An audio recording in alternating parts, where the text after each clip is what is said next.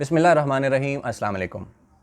इमरान खान ने फैसला कुन जंग की कॉल दे दी है। उनका जो यूट्यूब अकाउंट है और उसके अलावा ट्विटर पर जो पीटीआई का अकाउंट है और सोशल मीडिया अकाउंट्स हैं, वहाँ पे इमरान खान का एक वीडियो पैगाम जो है वो जारी किया गया है, जिसमें इमरान खान अपनी कौम को ये कह रहे हैं कि इस वक्त माफिया के ख़िलाफ़ जिन्होंने मुल्क को लूटा, तबाह बर्बाद किया, इस मुल्क के लिए जो डिसाइसिव मूवमेंट है 27 तारीख को परेड ग्राउंड इस्लामाबाद के अंदर एक तारीख साज जलसा होगा। और इमरान खान ने कौम से ये गुजारिश की है कि अपने और अपनी आने वाली नस्लों के मुस्तकबिल के लिए इस्लामाबाद तशरीफ़ लाएँ और शामिल हों और लुटेरों और चोरों को ये पैगाम दें, और उन लोगों को भी जो दोबारा से इन चोरों लुटेरों को कोई डील दिलवाना चाहते हैं या हम पर मुसल्लत करना चाहते हैं, तो उनको एक पैगाम दिया जाए। मैं भी इस्लामाबाद जा रहा हूँ अपनी फ़ैमिली के साथ। मेरे बेशुमार दोस्त जो कि इमरान खान से मायूस हो चुके थे कि जी हुकूमत ठीक से नहीं चल रही, पंजाब के अंदर सिचुएशन ख़राब है, ये सारे तहफ़्फ़ुज़ात हमारे अपनी जगह पे हैं। हमारी अपनी हुकूमत है, इमरान खान को हमने वोट दिया था, उसको ही हम लेकर आए थे, हम उसके सेलेक्टर्स हैं। तो जो भी खामियां थीं, जो भी कोताहियां थीं गवर्नेंस लेवल पे, सिस्टम के लेवल पे, हम उस पर तनकीद करते थे, करते हैं और करते रहेंगे। लेकिन जब बात आएगी इमरान खान वर्सेस 11 जमातें, वो जमातें जिन्होंने पिछले 40 साल इस मुल्क को तबाह बर्बाद किया, इसको लूटा, जैसे कि अपने जो डॉक्टर आरिफ अलवी हैं सदर पाकिस्तान, जिस तरह उन्होंने एक दफ़ा कहा था कि इस मुल्क के साथ गैंग रेप किया गया है, और इस बात में कोई गलत बयानी नहीं थी, जिस पर बहुत ज़्यादा चीखें निकली थी हमारे दानश्वरों की, जो कि इन चोरों के हमायती हैं, इनके ज़र-ख़रीद ग़ुलाम हैं। तो इस मुल्क के साथ, इस मुल्क की जो अब अपोजिशन बनी हुई है, जो हमें 2013 से 2018 तक, जब इमरान खान कहते थे कि धांधली की तहकीकात कराओ, क्योंकि उस वक़्त पीपल्स पार्टी आसिफ अली जरदारी ने ख़ास तौर पे ये कहा था कि आरओ का इलेक्शन हुआ है, ये धांधली हुई है। फजल रहमान ने कहा था जियो पर बैठ कर के धांधली हुई है, और उसके बाद इमरान खान ने भी ये कहा था, जमात इस्लामी ने, सब ने ये कहा था। लेकिन इमरान खान ने जब कहा कि जी 4 हल्के खोलो, तहकीकात कराओ धांधली की, तो ये सारे के सारे नवाज शरीफ के साथ खड़े हो गए थे और इन्होंने कहा था कि जी किसी भी मुंतखब हुकूमत को यूँ गिराना, उसके खिलाफ धरने देना कैसा जायज़ नहीं है। मौलाना फजल रहमान जो हैं वो इस्लाम से हवाले ले आए कि जनाब हुकूमत को नहीं गिराया जा सकता, क्योंकि उनको हिस्सा मिल गया था, कश्मीर कमेटी की चेयरमैनशिप दोबारा मिल गई थी, जो कि पीपल्स पार्टी के 5 साल दौर में भी उनके पास थी। तो इन सब का माजी हमारे सामने है। कौम को ये नहीं भूलना चाहिए कि इस मुल्क की तबाही और बर्बादी में सबसे बड़ा हाथ नून लीग, पीपल्स पार्टी, मौलाना फजल रहमान का है, क्योंकि ये दोनों जमातें एक दूसरे के साथ लड़ती थीं, एक दूसरे को आवाम के अंदर गालम गलोच करते थे, बुरा भला कहते थे, लुटेरे कहते थे, जेलों में फेंकते थे, उन पर केसेस बनाते थे। नवाज शरीफ का हुदैबिया पेपर मिल केस जो था, ये बेनज़ीर की हुकूमत में रहमान मलिक जो थे वज़ीर दाखिला, उन्होंने बनाया था लंदन फ्लैट्स का, उनमें जिक्र आया था। हामिद मीर हमें 90 की दहाई में ख़ुद बताते रहे कि आसिफ अली जरदारी ने किस तरह आबदोज़ों का जो पाकिस्तान डील कर रहा था फ्रांस के साथ, उसके अंदर कितनी कमीशन ली। ARY न्यूज़ जो है, अब उस वक्त ARY ग्रुप था, उनसे कितनी कमीशन ली, और स्विस बैंक्स जो थे वहाँ पर वो $5 मिलियन भिजवाए गए। फिर नवाज शरीफ के जो लंदन फ्लैट्स थे, जो ऑफशोर कंपनियाँ थी, इस पर भी हामिद मीर ने ही स्टोरी ब्रेक की थी 90 की दहाई में, जिस पर आसिफ अली जरदारी ने भी उनको सज़ा दी, नवाज शरीफ ने भी उनको नौकरी से निकलवाया। लेकिन आज वही हामिद मीर, वही इनके साथी और ये वही जमातें हमें मिलकर बताती हैं कि जनाब हम आपके मसीहा हैं। इमरान खान ने मुल्क तबाह कर दिया 3-3.5 साल के अंदर। हमने तो मुल्क को जनाब आसमान के ऊपर पहुँचा दिया था, इसकी इकॉनमी, गुर्बत ख़त्म हो गई थी, दूध शहद की नहरें बह रही थी, तो हम आपको ठीक करने आए हैं। तो मैं ये अपनी कौम से कहना चाहता हूँ कि आपकी याद दहानी और आपकी यादाश्त इतनी थोड़ी नहीं है।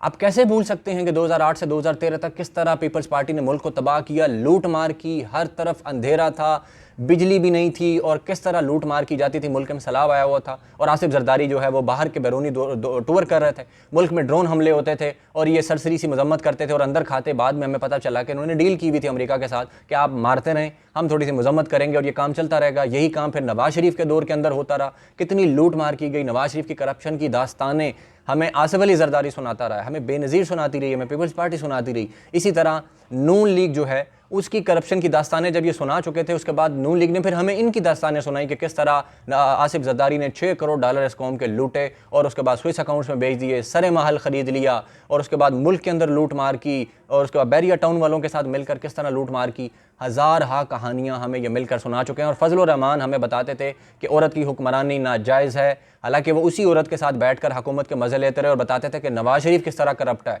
फिर बताते थे कि आसिफ अली जरदारी किस तरह करप्ट है, जब वो परवेज़ मुशर्रफ के साथ खड़े थे, और अब वो इन दोनों के दरमियान हलाला करवा कर, इन दोनों के साथ मिलकर, और ये हमें फतवे दे देकर इस्लाम से बताते हैं कि इमरान खान की हुकूमत नाजायज़ है, ये गैर मुंतखब है, इसको निकालना होगा, इसके साथ मुल्क नहीं चल सकता। वही फजल रहमान जो कि नवाज शरीफ की हुकूमत के लिए हमें बताते थे कि नहीं जी नहीं, ये मुल्क जो है ये नवाज शरीफ ही चलाएगा, किसी को ये इजाज़त नहीं है कि आके हुकूमत को गिरा दे, मुंतखब वज़ीर आज़म जो है उसको निकाल दिया जाए। तो मैं आपसे फिर से ये कहता हूँ कि इस मुल्क के जो मुस्तकबिल है इस मुल्क की तकदीर के फ़ैसले के लिए हमें सबको मिलकर इस्लामाबाद पहुँचना होगा। अगर हामिद मीर, सलीम साफ़ी, तल्लत हुसैन और शाहज़ेब खानज़ादा, पूरा जियो जंग ग्रुप, जॉन ग्रुप और बाकी सारे ग्रुप मिलकर नवाज़ शरीफ, फजल रहमान और जरदारी की वकालत कर सकते हैं और हमें बता सकते हैं कि जी ये इस मुल्क के मसीहा हैं, इमरान खान ने तबाह बर्बाद करके रख दिया है। मुल्क के जो 150 अरब डॉलर या टोटल जितने कर्जे हैं वो इमरान खान ने चढ़ाए हैं, बाकी सब तो मुल्क को जो है वो सरप्लस में छोड़ कर गए थे। मुल्क की इकॉनमी आसमान पर पहुंची हुई थी,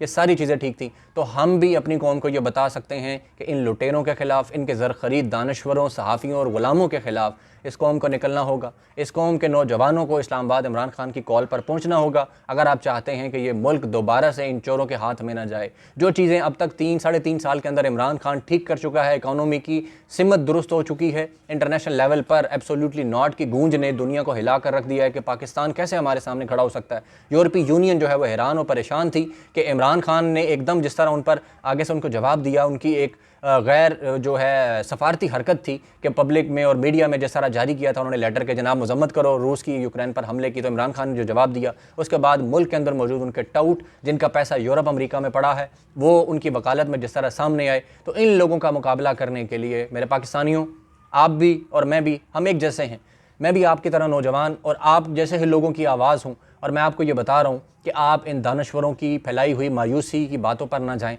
आपने और मैंने मिलकर इस्लामाबाद इंशाल्लाह पहुंचना है, वहाँ पे इंशाल्लाह हमारी ज़रूर मुलाकात होगी। जो आप में से आ रहा है मुझे कमेंट सेक्शन में बताएं कि आप भी इस्लामाबाद पहुंच रहे हैं, तो इंशाल्लाह हम वहाँ पे मुलाकात करेंगे, आपस में बातचीत भी करेंगे और बाकी पाकिस्तानियों को पैगाम भी देंगे कि हम अपने वज़ीर आज़म इमरान खान के पीछे खड़े हैं। हम ही उसके सेलेक्टर थे 2018 में और इंशाल्लाह अगर बदकिस्मती से इमरान खान को निकालने की कोशिश की गई तो हम इंशाल्लाह उन लोगों के रास्ते की दीवार बनेंगे जो ये साजिश कर रहे हैं और इमरान खान को दोबारा 2/3 अक्सरियत के साथ इंशाल्लाह हुकूमत में लेकर आएंगे। इस मुल्क का अब फैसला हम नौजवान करेंगे। वो बूढ़े खोसट बाबे जो आज तक पीपल्स पार्टी और नून लीग को हम पर मुसल्लत करते आए हैं और आज भी बैठकर दिन रात नजम सेठी की तरह टीवी पर बैठकर बताते हैं कि जी नून लीग के वोटर्स के लिए तो करप्शन कोई बयानिया ही नहीं है, वो तो वोट देंगे, उनको इस चीज़ से कोई फ़र्क नहीं पड़ता। हाँ, इमरान खान का वोटर उसको करप्शन से फ़र्क पड़ता है, वो वोट नहीं देगा। तो ये लोग जो आज तक इस कौम की अखलाकियात तबाह बर्बाद कर चुके हैं, नवाज़ शरीफ से पैसे लेकर, ओहदे लेकर हम लोगों का दिमाग ख़राब करते रहे हैं, इस मुल्क के मुस्तकबिल के साथ खेलते रहे हैं और अपने मुस्तकबिल सवारे करोड़ों अरबों की जायदादें अपने बच्चों के लिए बना ली, तो हम इंशाल्लाह उन्हें पैगाम देंगे कि इस मुल्क के साथ मज़ीद खिलवाड़ नहीं किया जा सकता। ये मुल्क हमारा है, हमारे आने वाली नस्लों का है। इसके साथ 74 साल जो कुछ किया गया, जो गैंग रेप किया गया, अब हम उसकी मज़ीद इजाज़त नहीं देंगे। इंशाअल्लाह ताला हम सब मिलकर इस्लामाबाद में इकट्ठे होंगे और आप सब का इकट्ठा होना ये एक पैगाम होगा उन कुव्वतों के लिए जो इमरान खान को कहते हैं कि समझौता कर लो, NRO दे दो, इनको थोड़ी ढील दे दो ताकि तुम्हारी हुकूमत जो है वो भी पूरी चल जाए। और इमरान खान को डराया धमकाया जाता है, अपने टाउटों के ज़रिए मीडिया में यह पैगाम जारी किया जाता है कि इमरान खान जो है वो अकड़ गया है, उसकी अना भारी हो गई है, मुल्क फसादात की तरफ जा रहा है। तो जनाब ये फसादात और ये सारी चीज़ें आपकी पैदा करता हैं क्योंकि आपने ही इन चोरों को डील दी कि आज नवाज़ शरीफ लंदन बैठा है, उसकी बेटी कन्विक्टेड होने के बावजूद अरबों रुपए का जुर्माना, लंदन फ्लैट की चोरियां साबित हुई, मनी ट्रेल ना दे सके, मुल्क को लूट मार कर तबाह बर्बाद करके रख दिया और आज वो बाहर फिर रही है, मीडिया के साथ खिताब करती है, उनके टाउट जाके अदालत में पेश होते हैं कि जी नवाज़ शरीफ को, एक लुटेरे को, एक कन्विक्टेड मुजरिम को कौम कर ज्ञान बांटने की जो है वो इजाज़त होनी चाहिए। जरदारी बाहर है, खुर्शीद शाह बाहर है, ख्वाजा साद रफ़ीक, शहबाज शरीफ, हमजा शहबाज, अरबों रुपए की मनी लॉन्ड्रिंग के केसेस हैं, अरबों रुपए के असासों के, गैर कानूनी असासों के इन केसेस हैं और ये बाहर फिर रहे हैं। ये इमरान खान की वजह से नहीं फिर रहे।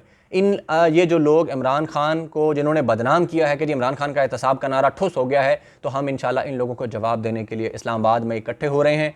मैं उम्मीद करता हूं कि इंशाल्लाह आप भी वहां पे पहुंचेंगे अपने मुल्क के लिए, अपनी कौम के मुस्तकबिल के लिए और इन चोरों को जवाब देने के लिए। तो इंशाल्लाह वहां पे मिलेंगे और मुलाकात होगी। बाकी मजीद कुछ बातें हैं, कुछ इंपॉर्टेंट इशूज़ हैं, उसके ऊपर अगली वीडियो में बात होगी। अब तक के लिए इतना ही। अपना बहुत सारा ख्याल रखिएगा। अल्लाह हाफ़िज़।